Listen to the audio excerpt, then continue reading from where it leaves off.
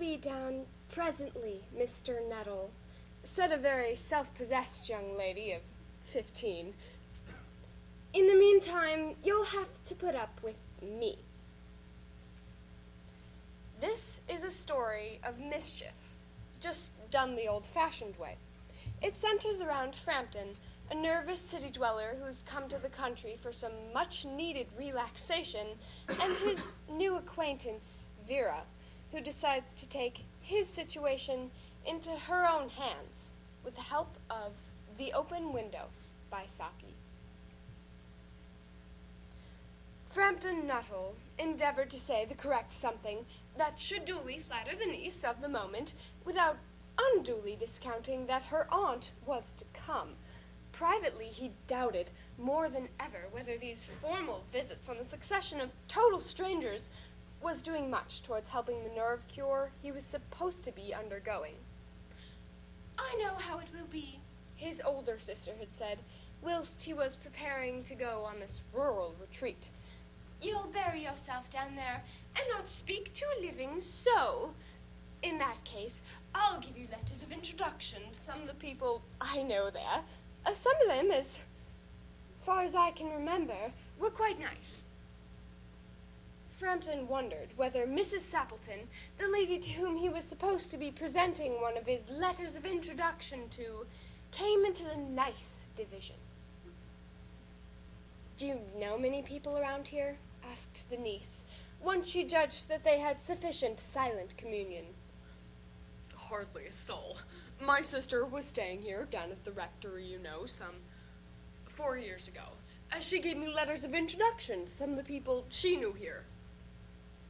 "Then you know practically nothing about my aunt?" "I know her name and address," said the caller.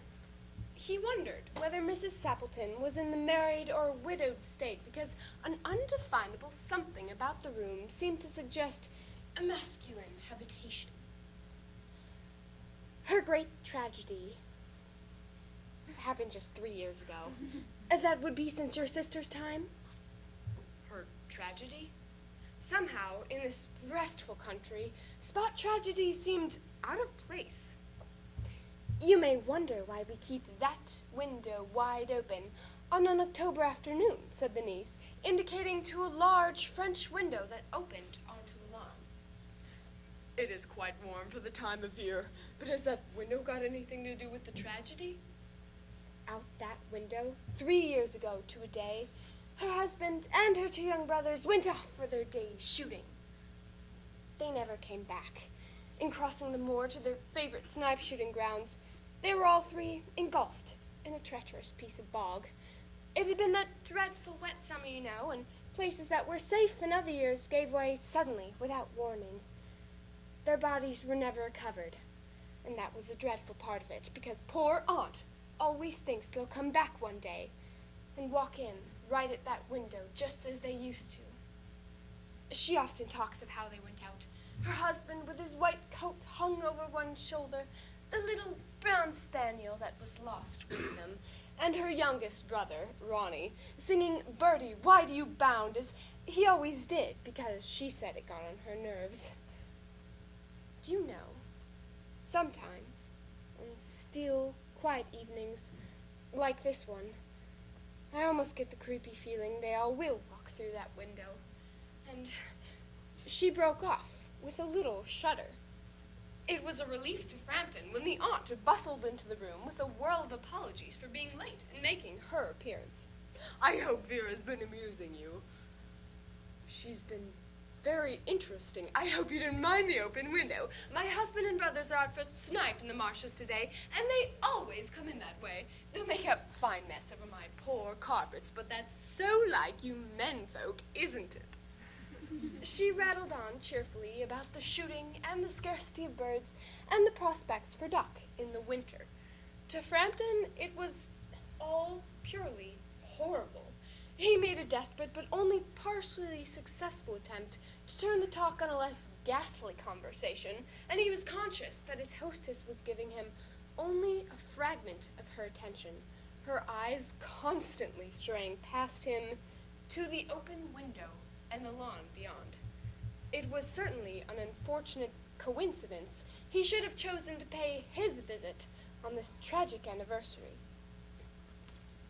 Well, the doctors agree in ordering me complete rest, an absence of mental excitement, and an avoidance of anything in the nature of violent physical exercise, Announced Frampton, who labored under the tolerably widespread delusion that total strangers and chance acquaintances are hungry for the least detail of one's ailments, their cause and cure.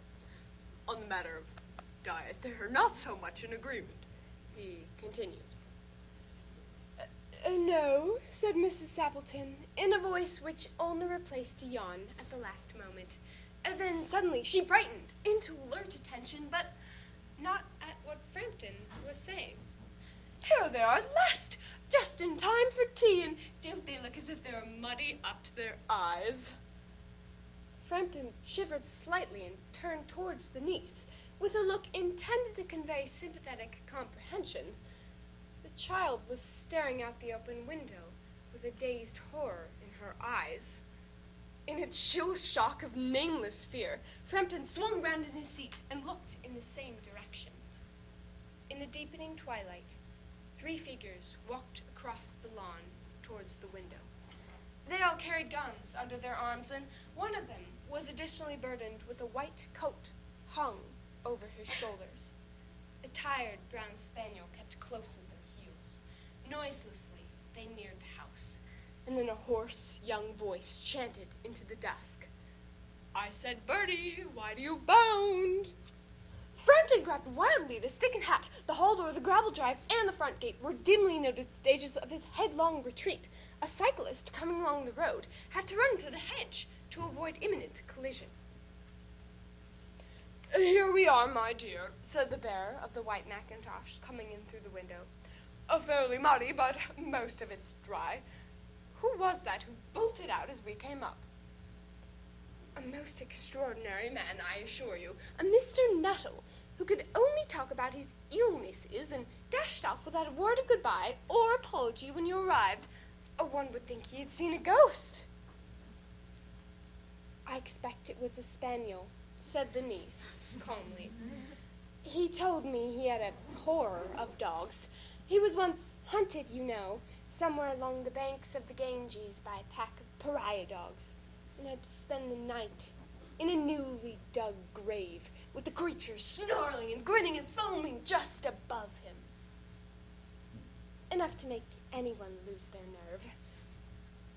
Romance at short notice was her specialty.